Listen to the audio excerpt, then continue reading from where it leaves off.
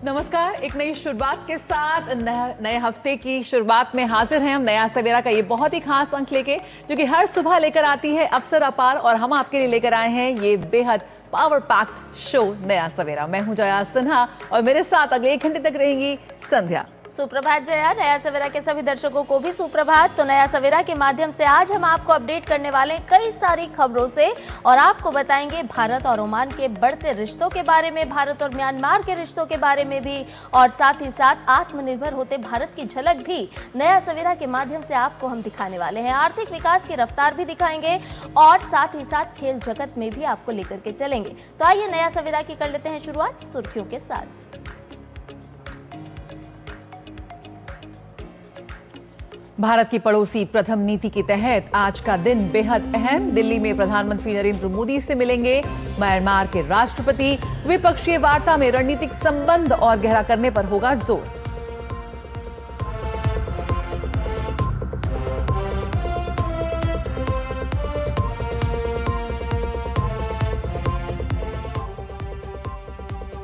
Bharat Oman के बीच व्यापक आर्थिक साझेदारी समझौता आज से लागू। कपड़ा, चमड़ा, ज्वेलरी, फुटवियर समेत कृषि और इंजीनियरिंग उत्पादों के निर्यात पर ओमान नहीं लेगा कोई शुल्क।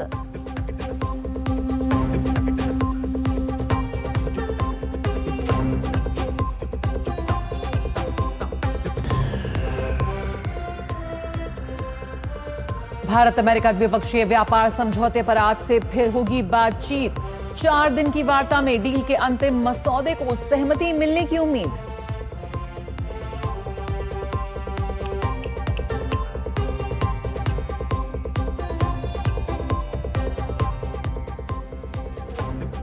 लेबनान में इजरायली प्रधानमंत्री का सैन्य अभियान तेज करने का आदेश। ताजा फैसले से तेल की कीमतों में 2% से अधिक की वृद्धि दर्ज।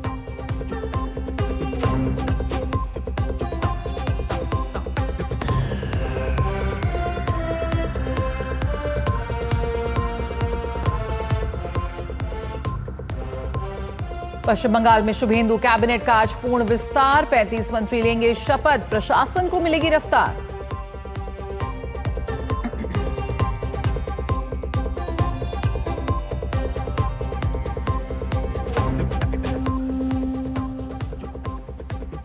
और रॉयल चैलेंजर्स बेंगलुरु फिर बना आईपीएल का बादशाह। गुजरात टाइटंस को 5 विकेट से हराकर लगातार दूसरी बार खिताब पर कब्जा। कोहली की विराट पारी ने जीता सभी का दिल।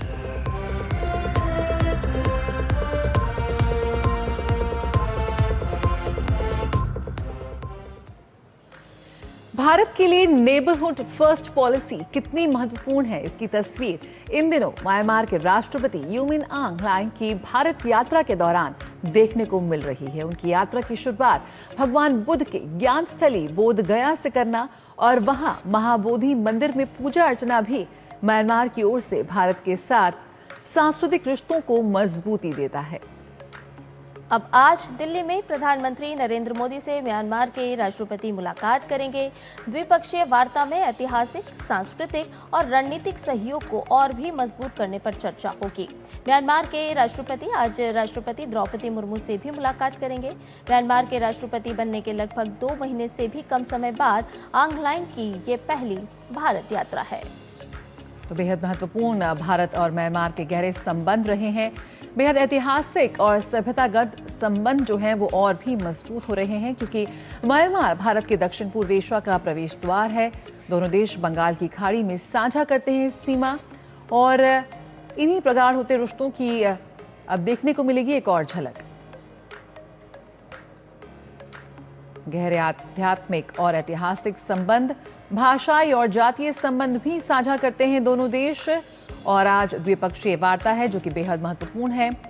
म्यांमार एकमात्र आसियान देश है जो भारत से सटा हुआ है, ऐसे में और भी महत्वपूर्ण हो जाता है दोनों के बीच मजबूत संबंध, नेबरहुड फर्स्ट नीति के तहत भारत कर रहा है सहयोग।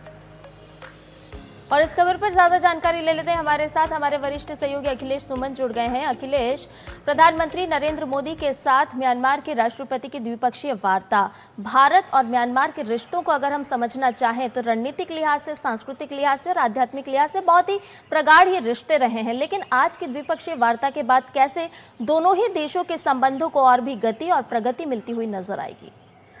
देखिए, एक म्यांमार जो है भारत का ऐसा पड़ोसी है जिसकी बहुत लंबी सीमा है भारत और म्यांमार के बीच में, और भारत और म्यांमार के बीच में जो संबंध है वे गेटवे ऑफ आसियान भी कहा जाता है उसे, क्योंकि म्यांमार से होकर ही आसियान के सारे जो देश है वहां तक हमारा सड़क मार्ग जाता है। हम उस पर काफी तेजी से काम चल रहा है और वो सड़क बनकर तैयार होने की स्थिति में हो सकता है 1 साल के अंदर पूरी तरह से आ जाए। तो निश्चित तौर पर म्यांमार और भारत का जो रिश्ता है वो रिश्ता काफी अहम रहा है, लेकिन म्यांमार के अंदर कुछ जो अंदरूनी कई बार जो अशांति रही है उसकी वजह से कई बार ये रिश्ते जो है उस तरीके से फ्रूटफुल नहीं हो पाए जैसे होने चाहिए।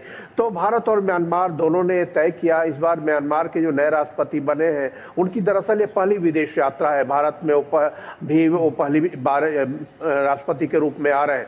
तो यह यात्रा इस मसले पर काफी शिद्दत से चर्चा करेगा कि देखिए दोनों देशों के बीच के जो आर्थिक संबंध है वो आर्थिक संबंधों को और ज्यादा मजबूत किया जाए, जो आयात निर्यात की जो भी स्थितियां बन सकती है उसे और ज्यादा बढ़ाया जाए, और साथ साथ सुरक्षा की स्थिति जो है दोनों देशों के बीच में रक्षा और सुरक्षा की स्थिति है उसे भी और मजबूत किया जाए। क्योंकि कई बार ऐसा देखा गया है कि म्यांमार में ऐसे जो लोग शरण लेते हैं जो कि भारत विरोधी गतिविधियों में संलग्न होते हैं, कई बार सेपरेटिस्ट एलिमेंट म्यांमार की तरफ शरण ले लेते हैं, और इसमें निश्चित तौर पे भारत और म्यांमार ने कार्रवाइयां की है पिछले दिनों, और उन कार्रवाइयों से नतीजा भी सकारात्मक निकला है कि उन समूहों को अलग थलग किया गया है। तो ये जो सुरक्षा और रक्षा एक बहुत अहम रिश्ता है म्यांमार के और भारत के बीच में, जिसे कि सुनिश्चित करना एक बहुत ही महत्वपूर्ण है। दूसरी जो बात है आर्थिक जो स्थिति है, आर्थिक स्थिति दोनों देशों के बीच में आर्थिक संबंध जो है वो काफी अहम है और एक कॉम्प्लीमेंट्री इकोनॉमी है। भारत और म्यांमार की इकोनॉमी ऐसी है कि जो चीज भारत बनाता है वो म्यांमार में नहीं बनता, म्यांमार जो बनाता है वो भारत में। तो इस कॉम्प्लीमेंट्री इकोनॉमी को और ज्यादा मजबूत किया जा सके। और दूसरी तरफ देखिए म्यांमार में बिजनेस अपॉर्चुनिटी है, भारत के बिजनेसमैन वहां काफी बिजनेस कर सकते हैं। इस अपॉर्चुनिटी को भी और कितना ज्यादा सुनिश्चित किया जा सके इस बात को भी जो है सुनिश्चित करना जरूरी है। इसलिए भी म्यांमार के राष्ट्रपति और भारत के प्रधानमंत्री के बीच में आज जो शिखर वार्ता होगी उसमें इस पर अहम चर्चा होगी। तो ये कुछ मुद्दे साथ साथ जो भारत के लोग जो है भारतवंशी लोग हैं म्यांमार में रहते हैं और मुझे वहां जाने का मौका मिला है, मैंने देखा है कि वो म्यांमार की संस्कृति से भी जुड़े हैं और अपनी संस्कृति को भी बचाए हुए हैं। तो भारत और म्यांमार का रिश्ता आप याद करिए कि जब भारत गुलामी के खिलाफ लड़ाई लड़ रहा था, म्यांमार भी उस समय उसी जो अनडिवाइडेड जो इधर का ब्रिटिश एम्पायर था उसका पार्ट था और दोनों ने साथ मिलकर आज़ादी की लड़ाइयाँ लड़ी थी। तो उसके साथ बहादुर शाह का जो कब्रगाह है वो म्यांमार में ही रंगून में बना हुआ है, यहाँ से उठाकर उन्हें ले जाएगा था। तो इस तरह के रिश्ते हैं, हमारे पौराणिक रिश्ते हैं, हमारे आधुनिक रिश्ते हैं, संघर्ष उपनिवेशवाद के खिलाफ संघर्ष का रिश्ता है और इसके साथ साथ दोनों ग्लोबल साउथ के दो अहम देश हैं और रणनीतिक तौर पे बंगाल की खाड़ी में उनका काफी अहम रोल है।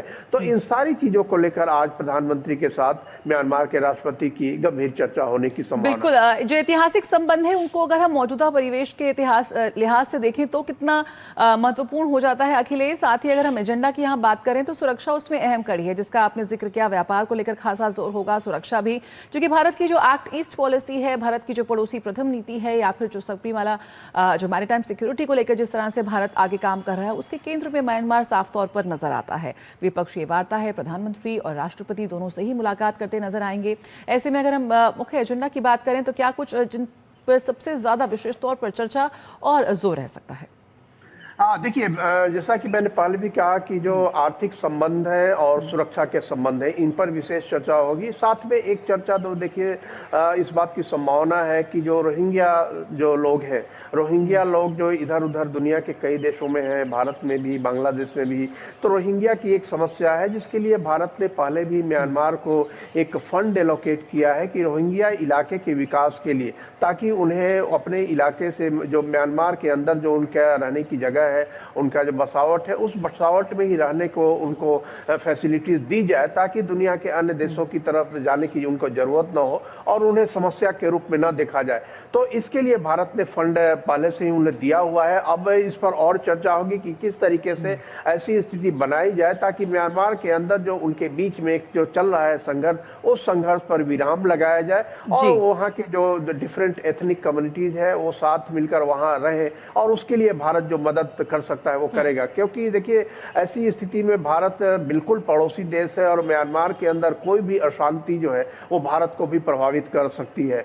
तो इस स्थिति को नहीं आने देने के लिए भारत लगातार म्यांमार का सहयोग करता रहा है। साथ साथ देखिए, आसियान के साथ जो भारत के संबंध है उसमें म्यांमार एक कड़ी का काम करता है, भौगोलिक कड़ी का काम करता है। तो आसियान के साथ जो भारत के संबंध है, उन संबंधों में किस तरीके से म्यांमार भारत के साथ सहयोग कर सकता है, और एक जो स्थिति अभी बनी है, पूरे ग्लोबल साउथ का वॉइस बनकर भारत जो है वो दुनिया के सभी मंचों पे ग्लोबल साउथ की आवाज उठा रहा है। इसमें क्या भूमिका हो सकती है, म्यांमार क्या इनपुट दे सकता है, किन मुद्दों को भारत को टच करना चाहिए, जो विश्व मंच है, इन सारी मुद्दों पर भी बातचीत होने की संभावना है आज।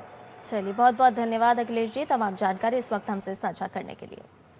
और नया सवेरा में यहाँ पर वक्त है एक छोटे से ब्रेक का। जल्द हाजिर होते हैं, बने रहिए हमारे साथ। अरे ऋषि, आज स्कूल नहीं गए? 3 महीने से फीस नहीं भर पाई तो निकाल दिया स्कूल ने। कहीं आपके बाद आपके बच्चों के सपने न टूट जाएं। आज ही लीजिए पॉलिसी बाजार ऐप पर 1 करोड़ का टर्म इंश्योरेंस सिर्फ 410 रुपए महीने से शुरू। मेरी पसंद, मेरी पसंद, मेरी पसंद, मेरी पसंद, हमारी पसंद, हम सबकी पसंद। मजबूत देश का मजबूत सरिया हो गया स्टील।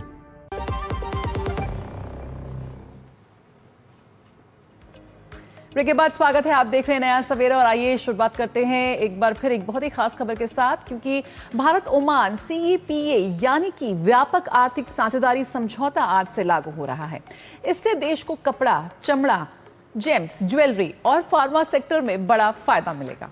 समझौते के तहत कई भारतीय श्रम प्रधान निर्यातों को शून्य शुल्क यानी कि बगैर किसी टैक्स पर ओमान में प्रवेश मिलेगा। समझौते पर पिछले साल दिसंबर में हस्ताक्षर किए गए थे, जब प्रधानमंत्री नरेंद्र मोदी ने मस्कट का दौरा किया था। ओमान ने अपने करीब 98% टैरिफ लाइनों पर शून्य शुल्क पहुंच देने की पेशकश की है, जिससे भारत के 99.38% निर्यात को फायदा मिलता हुआ नजर आएगा। और इसमें जेम्स एंड ज्वेलरी, कपड़ा, चमड़ा और फुटवेयर, खेल सामान, प्लास्टिक और फर्नीचर, कृषि उत्पाद, इंजीनियरिंग उत्पाद, दवाइयां और मेडिकल उपकरण और ऑटोमोबाइल जैसे प्रमुख क्षेत्र शामिल हैं।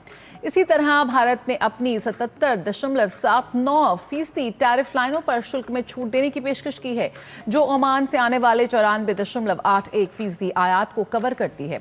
कुछ संवेदनशील उत्पादों को छूट से बाहर रखा गया है, जैसे कृषि उत्पाद, सोना चांदी और आभूषण।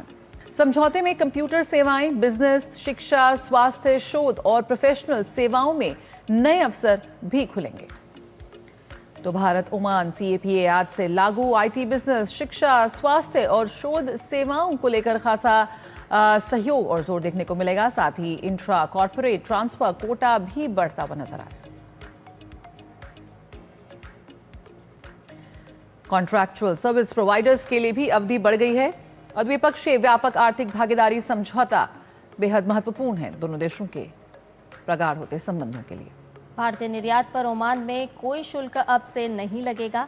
तो भारत ओमान CEPA आज से लागू हो रहा है। कपड़ा, चमड़ा, जेम्स, ज्वेलरी ऐसे तमाम सारे क्षेत्र हैं जिनमें अब शुल्क नहीं लगेगा और भारतीय उद्योगों को भी लाभ मिलता हुआ नजर आएगा। फुटवेयर की बात करें, खेल के सामान, प्लास्टिक, फर्नीचर, ऐसे तमाम सारे क्षेत्र जिन पर अब कोई टैक्स नहीं लगेगा भारत और ओमान के मध्य होने वाले व्यापार में। भारत और अमेरिका इस सप्ताह अंतरिम द्विपक्षीय व्यापार समझौते पर बातचीत आज से फिर से होगी। दोनों पक्षों के मुख्य वार्ताकार आज से 4 जून तक बातचीत करेंगे। चर्चा का मुख्य उद्देश्य प्रस्तावित अंतरिम व्यापार समझौते के विवरण और कानूनी मसौदे को अंतिम रूप देना होगा, जिसके व्यापक ढांचे पर इस वर्ष की शुरुआत में सहमति बनी थी।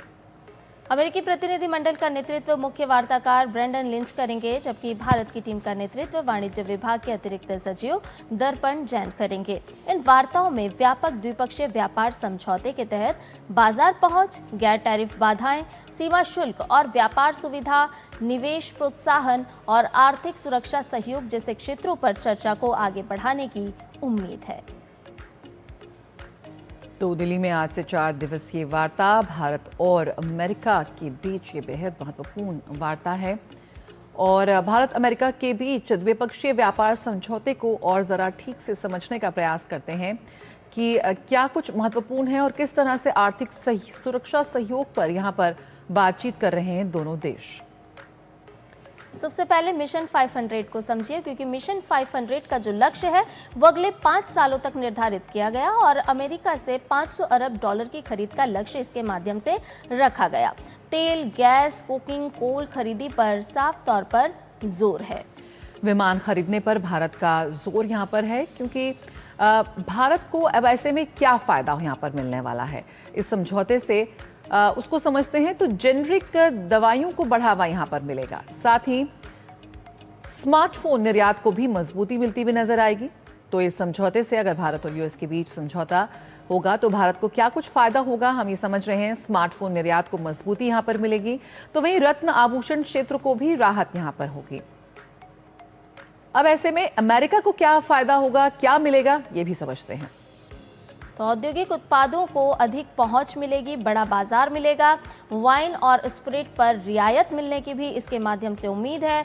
बादाम, अखरोट, ताजे फल और ऐसे क्षेत्र जिन पर शुल्क में राहत मिलने की उम्मीद है। तो ये जो समझौता होना है इस पर उम्मीद की जा रही है कि बादाम, अखरोट, ताजे फलों पर कोई शुल्क नहीं या फिर शुल्क से राहत मिलेगी और दोनों ही देशों को राहत मिलते हुए लाभ मिलता हुआ नजर आएगा। घबराने की जरूरत नहीं। ऐसा हम क्यों कह रहे हैं? क्योंकि ऐसे कई सारे क्षेत्र हैं। कृषि क्षेत्र सबसे महत्वपूर्ण। तो भारत का जो कृषि क्षेत्र है वो इस समझौते के बावजूद भी सुरक्षित रहेगा। डेयरी सेक्टर को इसके माध्यम से छूट नहीं दी जाएगी, यानी कि भारत का जो कृषि क्षेत्र है वो हर मायने में सुरक्षित है।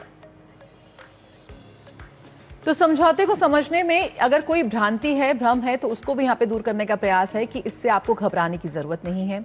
मछुआरों के हितों की रक्षा यहाँ पर की जा रही है। कृषि क्षेत्र को देखकर खास तौर पर ध्यान रखा गया है और साथ ही जो देश का ग्रामीण बाजार है वो भी इस वक्त सुरक्षित है। इसके साथ साथ भारत के लिए ये डील क्यों अहम हो जाती है, क्यों ज़रूरी हो जाती है, ये भी समझिए। क्योंकि भारतीय निर्यात को एक बड़ा बाजार मिलेगा। भारत के बाजार को निर्यात करने के लिए एक बड़ा प्लेटफॉर्म मिलता हुआ नजर आएगा। एमएसएमई और रोजगार को नई रफ्तार भी इसके माध्यम से मिलने की साफ तौर पर उम्मीद जागती है। एआई का क्षेत्र हो, जीपीयू हो और डेटा सेंटर जैसे क्षेत्र हो, जिनको और भी बढ़ावा और भी विस्तार मिलता हुआ नजर आएगा। और सबसे महत्वपूर्ण, चीन पर निर्भरता घटाने की रणनीति, यहाँ पर दोनों देश इसको लेकर आगे बढ़ रहे हैं और काम कर रहे हैं। मेक इन इंडिया को मिलेगी मजबूती, क्योंकि जब इंडिया को और भी ज्यादा बड़ा बाजार मिलेगा, यानी कि make in India and make for the global, इस लिहाज से आगे बढ़ते हुए नजर आएंगे भारतीय उद्योग जगत और भारत अमेरिका रणनीतिक साझेदारी और भी मजबूत होती साफ तौर पर दिखाई देगी। तो दिल्ली में आज से 4 दिवसीय वार्ता है और द्विपक्षीय व्यापार समझौता भारत के लिए क्यों जरूरी है, अमेरिका के लिए क्यों जरूरी है और अभी इसके जो अंतिम मसौदे पर यहाँ पर चर्चा हो रही है, तो किस तरह से दोनों देशों के एमएसएमई और रोजगार को नई रफ्तार मिलती हुई नजर आएगी। एआई, जीपीयू और डेटा सेंटर सेक्टर को भी बढ़ावा मिलेगा। तो द्विपक्षीय जो व्यापार समझौता और उसके लिए भारत के लिए ये क्यों बहुत ही महत्वपूर्ण और ज़रूरी हो जाता है, ये भी समझा रहे हैं आपको हम ग्राफिक के जरिए। मेक इन इंडिया को और भी बूस्ट मिलेगा और भी मजबूती मिलेगी। और भी अपडेट ले लेते हैं, हमारे साथ हमारे संवाददाता अजय मिश्र जुड़ गए हैं।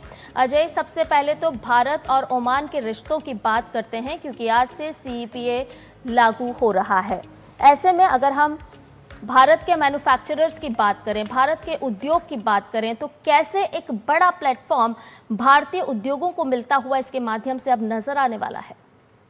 संध्या, ये जो समग्र आर्थिक समझौता ओमान के साथ हुआ है, ये समग्र आर्थिक समझौता इस लिहाज से कि केवल वस्तुओं का आयात निर्यात नहीं होगा ओमान के साथ में, उसमें सर्विसेज भी इंक्लूड है, निवेश भी इंक्लूड है और पीपल टू पीपल कॉन्टैक्ट है वो भी इंक्लूड है। इसलिए इसको कॉम्प्रिहेंसिव इकोनॉमिक एग्रीमेंट कहा जा रहा है।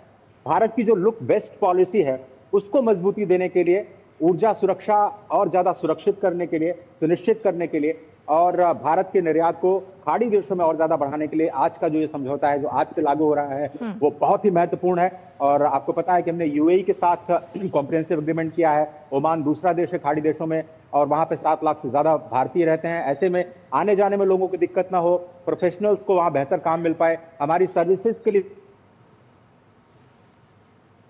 बिल्कुल ड्यूटी फ्री एक्सेस मिले ओमान के बाजार का, यही इसका उद्देश्य था। और आज दोपहर देर शाम वाणिज्य मंत्री पीयूष गोयल इस पर और ज्यादा विस्तार से बात करेंगे। पर ओमान के साथ जो आज समझौता लागू होने जा रहा है, भारत की लुक वेस्ट पॉलिसी, भारत की ऊर्जा सुरक्षा के लिहाज से और भारत के एक्सपोर्ट बास्केट को डाइवर्सिफाई करने के लिहाज से बहुत ही महत्वपूर्ण। बिल्कुल अजय, और शून्य शुल्क का कितना असर नजर आएगा खास तौर पर, और अगर हम बात करें संवेदनशील सेक्टर्स की तो उस लिहाज से कितना महत्वपूर्ण?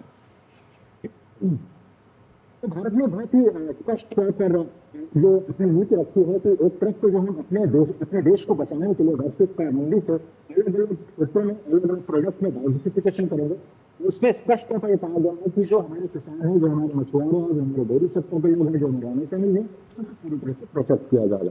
तो भारत की जो नीति है, चाहे किसी के साथ भी हमने एफटीए किया हो, कॉम्प्रिहेंसिव एग्रीमेंट साइन किया हो, जिसमें स्पष्ट तौर पर जो हमारे संवेदनशील सेक्टर से खासतौर पर जो हमारे कृषि और डेयरी एमएसएमई सेक्टर है उसको बिल्कुल प्रोटेक्ट किया गया। वहाँ पर तारीफ में कोई रियायत नहीं दी गई है। कोशिश ये की गई है कि जिन चीजों का प्रोडक्शन हम नहीं करते हैं, जहाँ कॉम्प्लीमेंटेरिटीज हैं, जो हमारे इंपोर्टिंग एक्सपोर्टिंग काउंटर पार्ट्स हैं, वहां से लोगों को आने जाने की सुविधा दी जाए, टेक्नोलॉजी को आने जाने की सुविधा दी जाए, कारोबार को सुविधा दी जाए। संवेदनशील क्षेत्रों को बिल्कुल मुक्त रखा गया है। इस पूरे से जीरो टैरिफ का फायदा ये होगा कि जो 97% 98% वहां पर जीरो टैरिफ रखा गया है। हमारे जितने भी उत्पाद जाएंगे उन पर कोई भी टैरिफ ओमान की तरफ से नहीं लगाया जाएगा। इसलिए हमारे जो प्रोडक्ट्स हैं कॉम्पिटिटिव होंगे और हमारे कॉम्पिटिटर्स के तुलना में हम बेहतर उनको सेवाएं दे पाएंगे, बेहतर वस्तुओं दे पाएंगे और हमारे निर्यातकों को भी फायदा होगा। बिल्कुल, तो ओमान में कई उत्पादों पर टैक्स फ्री यानी कि साफ तौर पर शिक्षा, बिजनेस और आईटी में भी खुलेंगे नए अवसर। अजय, आज का दिन उसके लिए भी महत्वपूर्ण है क्योंकि जो 4 दिन की वार्ता अगर हम बात करें भारत और यूएस के जो द्विपक्षीय व्यापार समझौते को लेकर जिस तरह से मसौदे को अंतिम रूप देने का यहाँ पर एक बार फिर कवायद शुरू हो रही है, उस लिहाज से कितना महत्वपूर्ण है? क्या कुछ महत्वपूर्ण बिंदु रहने वाले हैं? जो इंटरिम पैक्ट यानी कि जो अंतरिम पैक्ट था दोनों के बीच, उसको लेकर इस वक्त क्या कुछ हम उम्मीद कर सकते हैं? बहुत ही इंपॉर्टेंट है।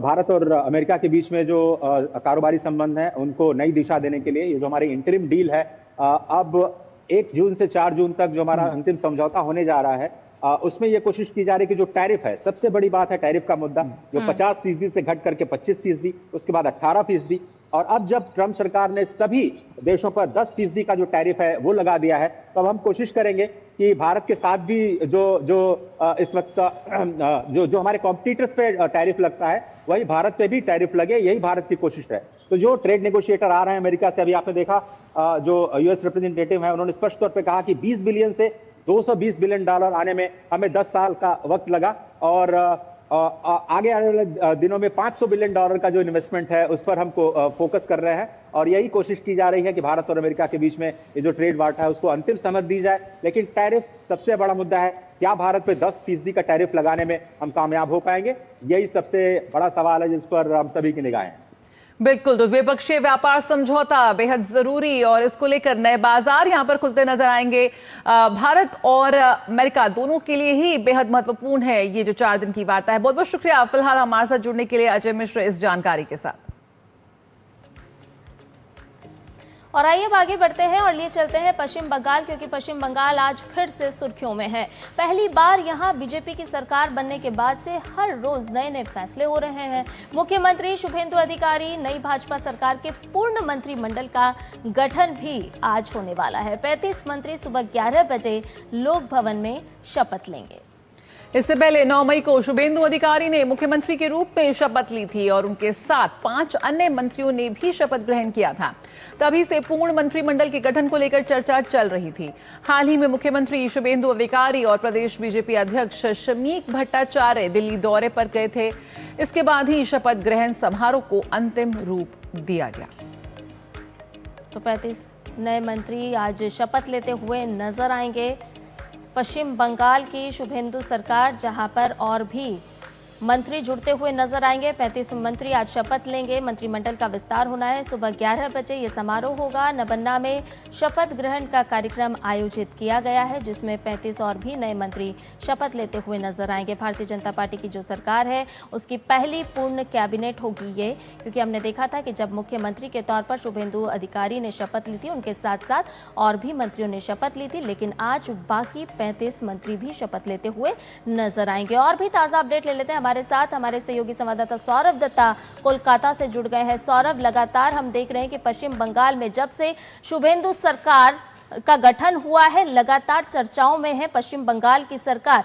एक के बाद एक लगातार बड़े बड़े निर्णय और फैसले लिए जा रहे हैं। अब ऐसे में आज फिर चर्चाएं हैं, क्योंकि 35 मंत्री शपथ लेने वाले हैं। कौन कौन से नाम, कौन कौन से बड़े चेहरे ऐसे हो सकते हैं जो इस मंत्रिमंडल में, पूर्ण मंत्रिमंडल में शामिल होते हुए नजर आएंगे?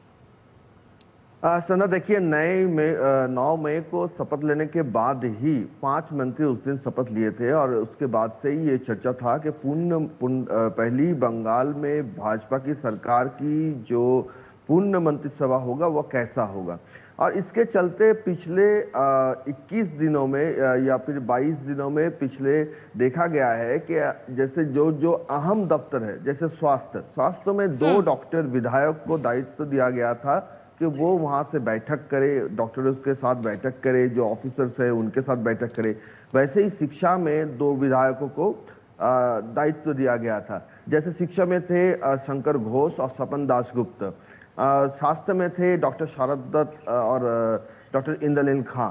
तो ये ऐसे ही बड़े चेहरे माना जा रहा है कि आज जो मंत्रिसभा का गठन होगा उसमें भी जैसे पहली मंत्रिसभा में देखा गया था कि आदिवासी संप्रदाय समुदाय से रिप्रेजेंटेटिव थे, राजवंशी समुदाय से रिप्रेजेंटेटिव थे, वैसे ही नॉर्थ बंगाल और साउथ बंगाल के लेकर और भी सारे जो कम्युनिटीज है उनके सबकी रिप्रेजेंटेटिव और साथ ही साथ परफॉर्मेंस को भी देखा जाएगा कि कौन कौन डिलीवर कर सकते हैं। लेकिन क्योंकि ये जो भाजपा सरकार है वो पूरी तरह से विकास के ट्रैक पर आप मान लीजिए कि बुलेट ट्रेन की गति से चल रही है और इसीलिए आप पिछले 22 दिनों में अगर देखें तो एक से बढ़कर एक बड़े फैसले लिए गए हैं। आज भी आज का दिन और भी काफी अहम है, क्योंकि आज से ही महिलाओं के लिए राज्य में फ्री बस सर्विस चालू हो रहा है। यानी सरकारी जो बस सर्विस है उसमें महिलाओं को फ्री बस सर्विस जो संकल्प पत्र में भी कमिट किया गया था वो चालू होने जा रहा है। बिल्कुल, तो यहाँ पर डबल इंजन सरकार का फायदा साफ तौर पर बंगाल की जनता को देने का यहाँ पर कोशिश है। और जो सोनार बांग्ला का विजन यहाँ पर देखा था वो किस तरह से साकार होता नजर आ रहा है कि यहाँ पे पूर्ण कैबिनेट जब अपनी तस्वीर ले लेगा सौरभ, तो ऐसे में एक बड़े फैसलों की यहाँ पर और भी उम्मीद की जा रही है। किस तरह से वो जमीन पर उतरते नजर आएंगे और साथ ही साथ अभी भी जो हिंसा का दौर चल रहा है, कहीं ना कहीं जिस तरह से विपक्ष एक बार फिर घेरे में है, उसको लेकर भी जमीन पर एक्शन साफ तौर पर नजर आ रहा है। जहाँ देखिए सोनार बांग्ला का जो सोनार बांग्ला करने का बंगाल को सोनार बांग्ला करने का जो कमिटमेंट भाजपा ने किया है बंगाल की जनता से, उसके लिए अब पिछले 22 दिनों में ऐसे बहुत सारे कदम उठाए गए हैं। चाहे वो विकास की राजनीति हो, चाहे वो तुष्टीकरण की राजनीति की खात्मा करना हो या फिर कानूनी व्यवस्था का सुधार हो। आगे चल के भी जो डिपार्टमेंट है, ऐसे बहुत सारे डिपार्टमेंट है जैसे स्वास्थ्य है, शिक्षा है, जो म्युनिसिपल अफेयर्स डिपार्टमेंट है वो ताबड़तोड़ काम कर रही है, क्योंकि वहाँ के अग्निमित्रा पाल मिनिस्टर हैं। जो नारी और शिशु कल्याण मंत्रक है वहाँ पर भी अग्निमित्रा पाल उनको दायित्व दिया गया था, उनके तरफ से भी काफी सारे कदम उठाए गए हैं। अन्नपूर्णा योजना चालू हो गया है। तो ये जो सारे कदम है, साथ ही साथ ये देखना होगा कि फिनांस दफ्तर किसके हाथ में जाता है, क्योंकि डीए का मामला है। डीए का एक बड़ा कमिटमेंट है बंगाल की जो भाजपा की सरकार है, तो डीए को लेकर फिनांस दफ्तर किसके हाथ में जाता है। और स्वास्थ्य में भी काफी सारे ऐसे बहुत सारे कदम है जो स्वास्थ्य में पहले जो एडमिनिस्ट्रेशन थे वो एडमिनिस्ट्रेशन का एक पॉलिटिसाइजेशन हुआ था, वहां पर भी बहुत सारे इशू है। इसी के चलते जो आरजीकर वाली जो घटना देखने को मिला था। शिक्षा में भी नौकरी का घोटाला, आप जानते हैं कितने बड़े मुद्दा था बंगाल में, तो शिक्षा को वहां से निकालना है। जो सरकारी स्कूल है उसमें सुधार लाना है। बहुत सारे ऐसे सरकारी स्कूल है जहां पर छात्राएं तो हैं लेकिन शिक्षक ही नहीं है, तो वो सारे बड़े मुद्दे हैं। मुद्दे बहुत सारे हैं। पूरे 15 साल की शासन काल में बंगाल उस खाई में जाके खड़ा हुआ है जहां से उसको निकालना है। तो ऐसे बहुत सारे काम है जो करना है, और इसी के लिए ये जो मंत्रिसभा की गठन था वो बेहद जरूरी था।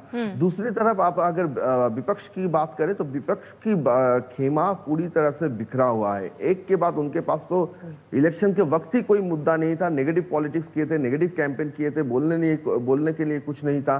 और अब भी जो सारे मुद्दे को वो सामने रख कर उठा रहे हैं, वो कह रहे हैं कि पोस्ट पोल वायलेंस हुआ है। जब पोस्ट पोल वायलेंस का उस तरीके से कोई भी कंप्लेन दर्ज नहीं हुआ, वो सामने नहीं आ रहा है, लेकिन वो मुद्दे वो उन सारी इशू को मुद्दे करके पोस्ट पोल वायलेंस की बात को सामने रखकर, चाहे अभिषेक बनर्जी हो चाहे ममता बनर्जी हो, सड़क पर उतरने की कोशिश कर रहे हैं। लेकिन अभिषेक बनर्जी बोलिए, कल्याण बनर्जी बोलिए, सारे जो बड़े चेहरे हैं उनको जनता का आक्रोश का सामना करना पड़ रहा है। उनको भाजपा का कार्यकर्ता को सामना नहीं करना पड़ रहा है, उनको जनता का सामना करना पड़ रहा है।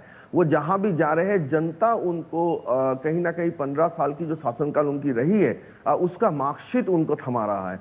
और आगे चल के और भी जो अहम बात है कि सिचुएशन में जब ममता बनर्जी चाहती है कि अपने दल को इकट्ठा करके एक विपक्ष का चेहरा देने के लिए, तो विधायक आ नहीं रहे हैं। कल जो कालीघाट में बैठक बुलाए गए थे, 80 विधायकों में से 60 विधायक नहीं आए। बिल्कुल, और इसी वजह से इसी वजह से बैठक स्थगित करनी पड़ी ममता बनर्जी को। और जिस तरह से सोशल मीडिया पर भी कोई पोस्ट नहीं आया, कोई बनर्जी के मार पिटाई के बाद किसी तरह से उनके नेताओं ने आवाज नहीं उठाई, इसको लेकर भी अब उनके अपने टीएमसी में अंदरूनी फूट भी साफ तौर पर नजर आ रही है। फिलहाल बहुत बहुत शुक्रिया सौरभ इस जानकारी के साथ जुड़ने के लिए, क्योंकि फिलहाल अभी निगाहें सबकी 11 बजे पे होगी, क्योंकि जब पश्चिम बंगाल का बड़ा दिन है आज, डबल इंजन की सरकार अपनी रफ्तार पकड़ती भी साफ तौर पर नजर आ रही है। और आगे बढ़ते हैं, आपको बता दें कि आगामी महाराष्ट्र विधान परिषद के चुनाव के लिए भाजपा ने 16 सीटों में से 10 के लिए और नागपुर विधान परिषद चुनाव के लिए उम्मीदवारों की घोषणा कर दी है। ये चुनाव 18 जून को होगा, जिसकी गणना 22 जून को होगी। भाजपा ने नागपुर उपचुनाव क्षेत्र के लिए डॉक्टर राजीव पोद्दार को उम्मीदवार बनाया है। वहीं वर्धा, चंद्रपुर, गढ़चिरौली से अरुण लखानी, भंडारा गोंदिया से अविनाश ब्रह्माणकर, अमरावती से प्रवीण पोटे पाटिल, सांगली सातारा से धैर्यशील कदम, सोलापुर से राजेंद्र राउत और अहिल्यानगर से प्राजक्त तनपुरे को उम्मीदवार बनाया गया है।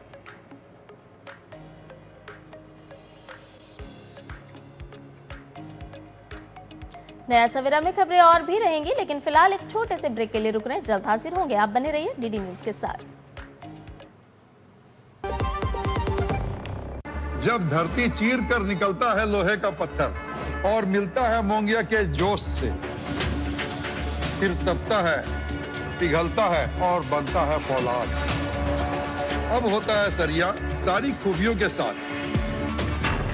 मोंगिया स्टील, मजबूत देश का मजबूत सरिया। ब्रेक के बाद नया सवेरा में आपका एक बार फिर से स्वागत है। केंद्र की नरेंद्र मोदी सरकार सत्ता में अपने 12 साल पूरे कर रही है। इन 12 सालों में मोदी सरकार के तमाम फैसलों से देश विकसित भारत की ओर बढ़ चला है। मोदी सरकार के 12 सालों के कामकाज पर डीडी न्यूज एक सीरीज चला रहा है, जिसमें हम आपको दिखा रहे हैं कि आखिर कैसे इन सालों में सरकार के बड़े फैसलों से तमाम क्षेत्रों में बदलाव आए हैं। तो आइए देखते हैं हमारी खास सीरीज विकसित भारत की ओर बढ़ते कदम।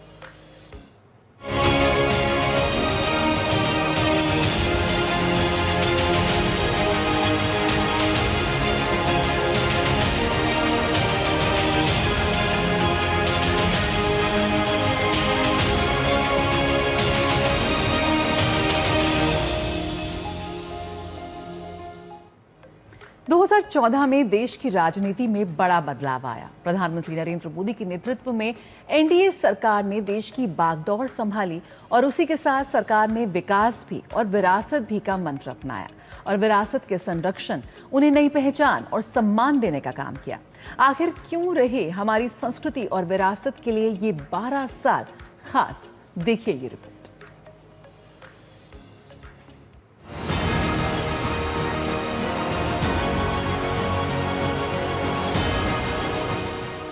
भारत, जहां सभ्यता हजारों वर्षों पुरानी है, जहां संस्कृति केवल इतिहास नहीं बल्कि जीवन का आधार है।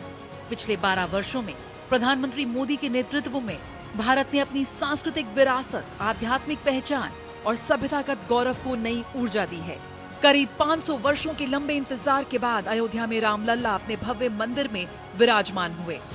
5 अगस्त 2020 पीएम मोदी द्वारा भूमि पूजन और शिलान्यास। 22 जनवरी 2024 रामलल्ला प्राण प्रतिष्ठा। 25 नवंबर 2025 मंदिर शिखर पर धर्म ध्वजारोहण। आज अयोध्या केवल एक तीर्थ नहीं बल्कि भारत की सांस्कृतिक आत्मा, लोकतांत्रिक प्रक्रिया और राष्ट्रीय चेतना का प्रतीक बन चुकी है। काशी को नई भव्यता देने का सपना प्रधानमंत्री मोदी ने देखा। 13 दिसंबर 2021 को दुनिया ने देखा भव्य श्री काशी विश्वनाथ कॉरिडोर। करीब 355 करोड़ रुपए की इस परियोजना ने आस्था और आधुनिक सुविधाओं का अद्भुत संगम प्रस्तुत किया। अब गंगा घाट सीधे बाबा विश्वनाथ धाम से जुड़ चुके हैं और करोड़ों श्रद्धालुओं की यात्रा पहले से कहीं अधिक सरल हो गई है। भारत की प्राचीन ज्ञान परंपरा को संरक्षित करने के लिए ज्ञान भारतम मिशन की शुरुआत। देश भर की लाखों पांडुलिपियों को डिजिटाइज कर भारत की बौद्धिक विरासत को भविष्य के लिए सुरक्षित किया जा रहा है। पुरानी सरकारों ने पांडुलिपियों की उपेक्षा करके जो गलती की थी, आज हम उसका सुधार कर रहे हैं। हमने इसके लिए ज्ञान भारतम मिशन शुरू किया है। इस काम में हम टेक्नोलॉजी का इस्तेमाल कर रहे हैं। इस मिशन के तहत प्राचीन पांडुलिपियों का डिजिटाइजेशन किया जा रहा है, उनका वैज्ञानिक तरीके से संरक्षण हो रहा है। स्कैनिंग, केमिकल ट्रीटमेंट और डिजिटल संग्रह जैसे सभी प्रयास इस दिशा में हो रहे हैं। 127 वर्षों बाद भगवान बुद्ध से जुड़े पवित्र पिपरवा अवशेष अपनी जन्मभूमि भारत लौटे। ये केवल अवशेषों की वापसी नहीं थी बल्कि भारत की सभ्यतागत विरासत, आस्था और सांस्कृतिक अस्मिता की पुनर्प्राप्ति थी। हांगकांग में इन पवित्र अवशेषों की नीलामी को भारत सरकार के निर्णायक हस्तक्षेप ने रोका। जुलाई 2025 में इन अमूल्य धरोहरों को सफलतापूर्वक भारत वापस लाया गया। थाईलैंड, वियतनाम, भूटान, मंगोलिया और कई देशों में बुद्ध अवशेष प्रदर्शनियां। नई दिल्ली में the light and the lotus प्रदर्शनी, पहली बार पिपरवा रत्न अवशेषों का हुआ पुनर्मिलन। एक भारत श्रेष्ठ भारत अभियान ने देश की विविध संस्कृतियों को भावनात्मक रूप से जोड़ने का कार्य किया। इस भावना को आगे बढ़ाया काशी तमिल संगमम ने। काशी से तमिलनाडु तक संतों, विद्वानों, कलाकारों और युवाओं का ये संगम भारत की सांस्कृतिक एकता का जीवंत उदाहरण बन गया। प्रधानमंत्री मोदी के नेतृत्व में सरकार ने सिख समुदाय से जुड़े धार्मिक, ऐतिहासिक और सामाजिक मुद्दों पर कई बड़े कदम उठाए। जलियांवाला बाग स्मारक का पुनर्निर्माण, स्वदेश दर्शन योजना के तहत सिख हेरिटेज सर्किट का विकास, साहिबजादों के सर्वोच्च बलिदान व अटूट साहस को नमन, वीर बाल दिवस की शुरुआत, गुरु नानक देव जी की 550वीं जयंती और गुरु गोविंद सिंह जी के प्रकाश पर्व का राष्ट्रीय अंतर्राष्ट्रीय स्तर पर भव्य आयोजन। प्रधानमंत्री मोदी समय समय पर विभिन्न धर्मों के धर्म गुरुओं और प्रतिनिधि मंडलों से संवाद करते रहे हैं। अंतर धार्मिक सम्मेलनों में भी उन्होंने सर्वधर्म सम्मान और सामाजिक सद्भाव का संदेश दिया। हाल के वर्षों में प्रधानमंत्री मोदी ने क्रिसमस समारोह में सहभागिता कर और ईसाई समुदाय के साथ संवाद बढ़ाकर आपसी विश्वास और सौहार्द को मजबूत किया। दाऊदी बोहरा समुदाय और प्रधानमंत्री नरेंद्र मोदी के बीच बेहद करीबी और सौहार्दपूर्ण संबंध रहे हैं। सितंबर 2018 में प्रधानमंत्री मोदी इंदौर में दाऊदी बोहरा समुदाय के धार्मिक कार्यक्रम में शामिल हुए थे। ये किसी भी भारतीय प्रधानमंत्री द्वारा समुदाय के कार्यक्रम में की गई पहली भागीदारी थी। आज भारत अपनी विरासत को केवल सहेज नहीं रहा बल्कि उसे आधुनिक भारत की शक्ति और वैश्विक पहचान में बदल रहा है। और यही मोदी सरकार के 12 वर्षों में भारत के सांस्कृतिक पुनर्जागरण की सबसे बड़ी तस्वीर बनकर उभरा है।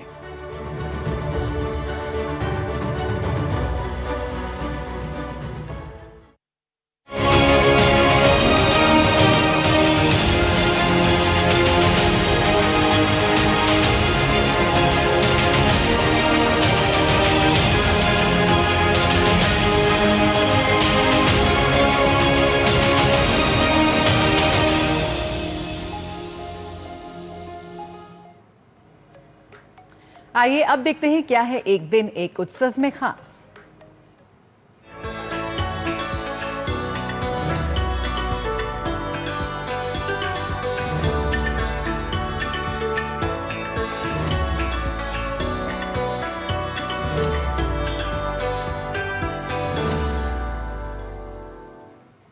हमारी एक दिन एक उत्सव की विशेष सीरीज के तहत आज चलते हैं बिहार के नालंदा। यहाँ पर स्थित तीर्थराज राजगीर के ऐतिहासिक मलमास मेले में होने वाले शाही स्नान की परंपरा भी बहुत ही समृद्ध और गौरवशाली है। कल पूर्णिमा पर दूसरे शाही स्नान में 19 अखाड़ों के साधु संतों और लाखों श्रद्धालुओं ने पवित्र कुंडों में डुबकी लगाई। देखिए।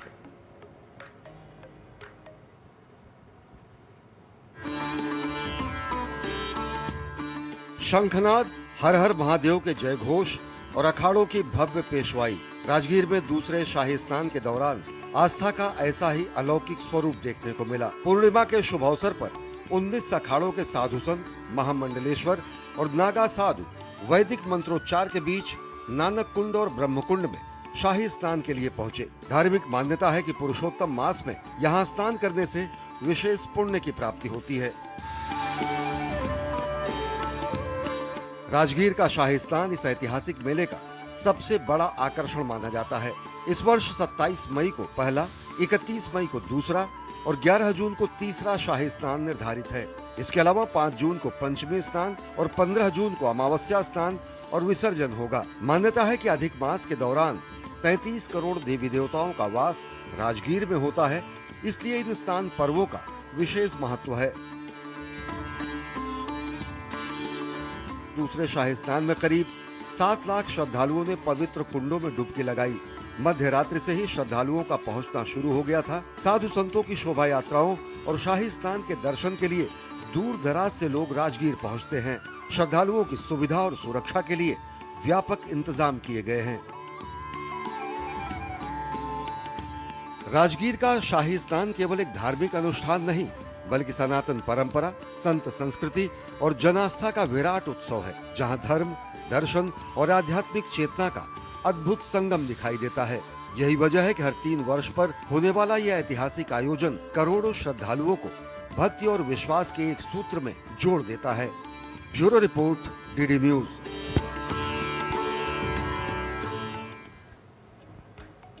आज सोमवार है और बारी है साइंस पार्क की।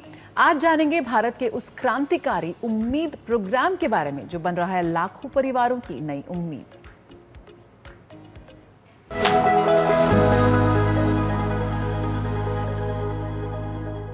साइंस स्पार्क के सेगमेंट को उन परिवारों को जरूर देखना चाहिए जो हर बार कई टेस्ट कराते हैं लेकिन रिपोर्ट में कुछ नहीं आता और पता नहीं चल पाता कि आखिर उन्हें बीमारी है क्या। अब मान लीजिए एक परिवार अपने बच्चे की बीमारी को समझने के लिए सालों तक अस्पतालों के चक्कर लगाता रहे, डॉक्टर बदलते रहे, टेस्ट होते रहे, लेकिन बीमारी का सही कारण पता ही न चल पाए। भारत में हजारों परिवार रेयर जेनेटिक डिसऑर्डर्स यानी दुर्लभ अनुवंशिक बीमारियों के साथ इसी दर्द से गुजरते रहे हैं। कई बार बीमारी इतनी दुर्लभ होती है कि डॉक्टरों को भी समझने में काफी समय लग जाता है कि बीमारी आखिर है क्या। तो इन्हीं सब बातों को ध्यान में रखते हुए भारत ने इस दिशा में एक बड़ा और ऐतिहासिक कदम उठाया है।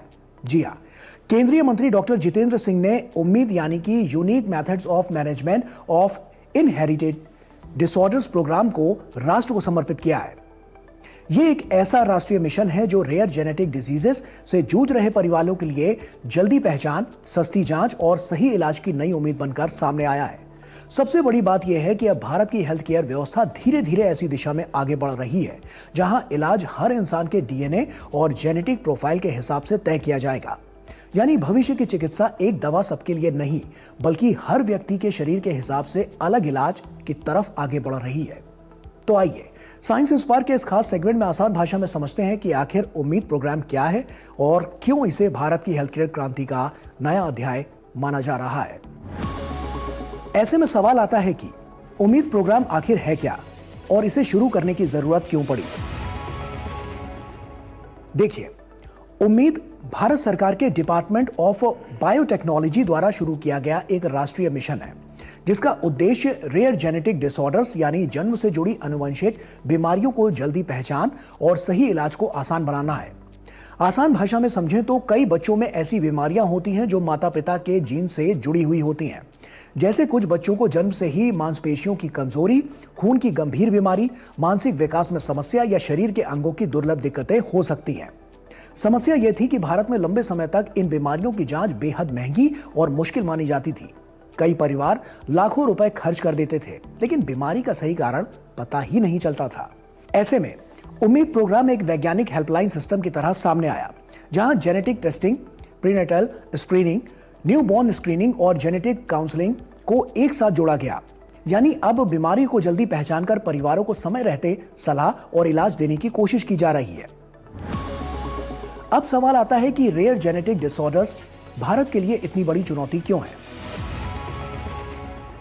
देखिए, रेयर डिजीजेस सुनने में भले दुर्लभ लगती हो, लेकिन जब इन्हें मिलाकर देखा जाए तो इनसे प्रभावित लोगों की संख्या काफी बड़ी हो जाती है। सबसे बड़ी समस्या यह है कि ऐसी बीमारियों का पता लगाने में कई बार सालों लग जाते हैं। परिवार एक अस्पताल से दूसरे अस्पताल भटकते रहते हैं। इलाज महंगा होता है और सही जानकारी की कमी के कारण मानसिक और आर्थिक दबाव भी बढ़ता जाता है। भारत जैसी विशाल आबादी और जेनेटिक डाइवर्सिटी वाले देश में यह चुनौती और भी बड़ी हो जाती है, क्योंकि अलग अलग समुदायों और क्षेत्रों से अलग अलग तरह की आनुवंशिक बीमारियां देखने को मिलती हैं। इसी वजह से विशेषज्ञ मानते हैं कि अगर बीमारी की पहचान जन्म से पहले या शुरुआती समय में ही हो जाए तो कई गंभीर समस्याओं को रोका जा सकता है। उम्मीद इसी दिशा में अर्ली स्क्रीनिंग और प्रिवेंटिव हेल्थ केयर को मजबूत करने का प्रयास कर रहा है। साथ ही जीनोमिक मेडिसिन और प्रिसीजन मेडिसिन पर भी जोर दिया जा रहा है। अब सवाल आता है कि आखिर जीनोमिक मेडिसिन और प्रिसीजन मेडिसिन क्या होती है और किस तरह से इस्तेमाल की जाती है। दरअसल आज तक ज्यादातर इलाज सामान्य तरीके से होता रहा है, यानी एक जैसी बीमारी वाले सभी लोगों को लगभग एक जैसी दवा ही दी जाती थी। लेकिन हर इंसान का शरीर और उसका डीएनए अलग होता है। यही वजह है कि एक ही दवा किसी व्यक्ति पर तेजी से असर करती है जबकि दूसरे पर कम असर दिखाती है। प्रिसीजन मेडिसिन इसी समस्या का समाधान है। इसमें मरीज के जीन्स, डीएनए और शरीर की जैविक जानकारी को देखकर इलाज तय किया जाता है। इस पर डॉक्टर जितेंद्र सिंह ने भी कहा है कि आने वाले समय में डायबिटीज, कैंसर और हार्ट डिजीजेस जैसी जो बीमारियां हैं, उनका इलाज भी व्यक्ति के जेनेटिक प्रोफाइल के आधार पर ही तय हो सकता है, जिससे भविष्य की चिकित्सा ज्यादा सटीक, तेज और असरदार बनने जा रही है। उम्मीद प्रोग्राम की अब तक की बड़ी उपलब्धियां क्या हैं? सरकार के अनुसार उम्मीद प्रोग्राम के जरिए अब तक करीब 3 लाख लोगों तक स्क्रीनिंग और डायग्नोस्टिक सर्विसेज पहुंचाई जा चुकी हैं। देश भर में लगभग 30 निदान यानी नेशनल इनहेरिटेड डिसऑर्डर एडमिनिस्ट्रेशन केंद्र स्थापित किए गए हैं, जहां एडवांस्ड जेनेटिक टेस्टिंग और काउंसलिंग की सुविधा उपलब्ध कराई जा रही है। खास बात यह है कि इन सेवाओं को केवल बड़े महानगरों तक सीमित नहीं रखा गया है, बल्कि एस्पिरेशनल डिस्ट्रिक्ट यानी कि आकांक्षा जिला और दूर दराज के इलाकों तक पहुंचाने की कोशिश की गई है। यानी अब छोटे शहरों और सामान्य परिवारों को भी ऐसी आधुनिक जांच सुविधा मिलने लगी है जो पहले केवल बड़े निजी अस्पतालों तक सीमित मानी जाती थी। यही वजह है कि उम्मीद को विज्ञान और पब्लिक पॉलिसी के शानदार मेल का उदाहरण माना जा रहा है।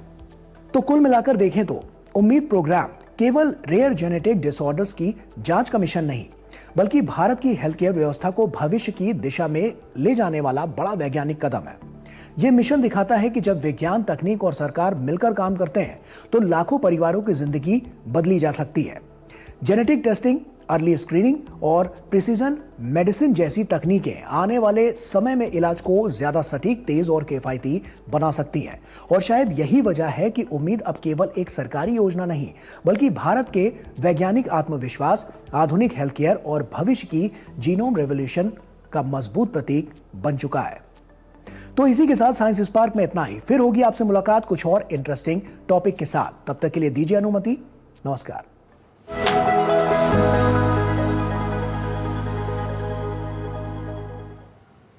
और आइए अब नया सवेरा में आगे बढ़ते हैं और आपको बताते हैं कि कृषि जगत में आज आपके लिए क्या खास लेकर के हम आए हैं।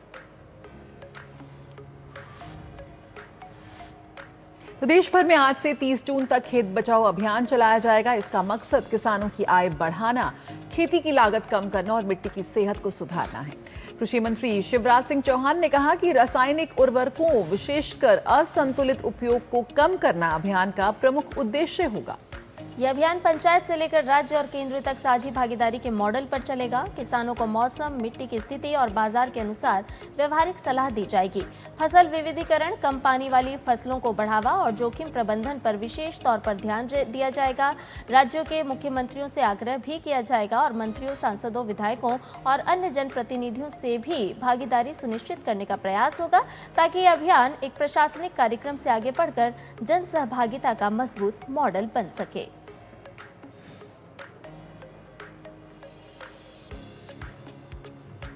और आइए खेल जगत का रुख कर लेते हैं, देखते हैं sports track. Royal Challengers Bengaluru लगातार दूसरी बार आईपीएल का चैंपियन बन गया है। कल फाइनल में गुजरात टाइटंस को 5 विकेट से हराकर आरसीबी ने नया इतिहास रच दिया।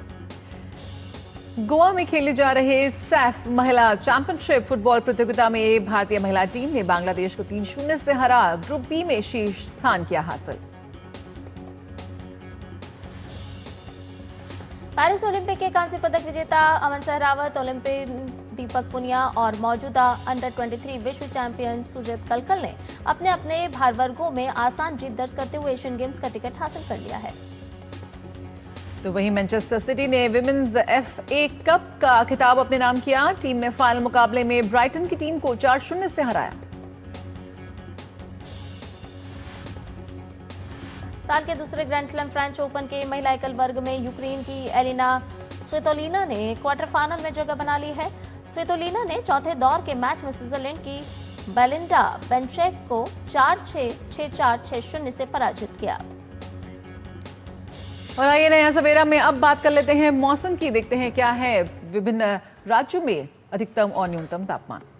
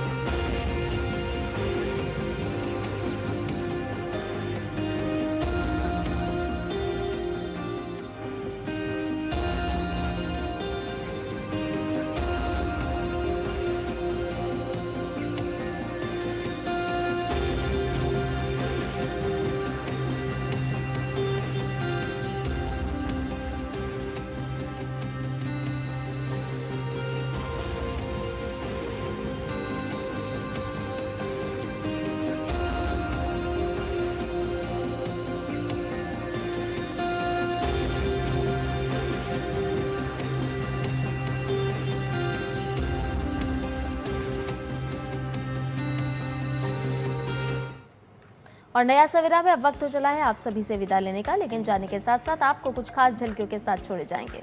चलिए आपको दिखाते हैं श्रीलंका में मनाए जाने वाले वैशाख पर्व की कुछ झलकियां। इस पर्व में लाखों बौद्ध श्रद्धालुओं ने हिस्सा लिया। आप देखिए रोशनी से सराबोर इस सुंदर तस्वीरों को और हमें दीजिए इजाजत। नमस्कार।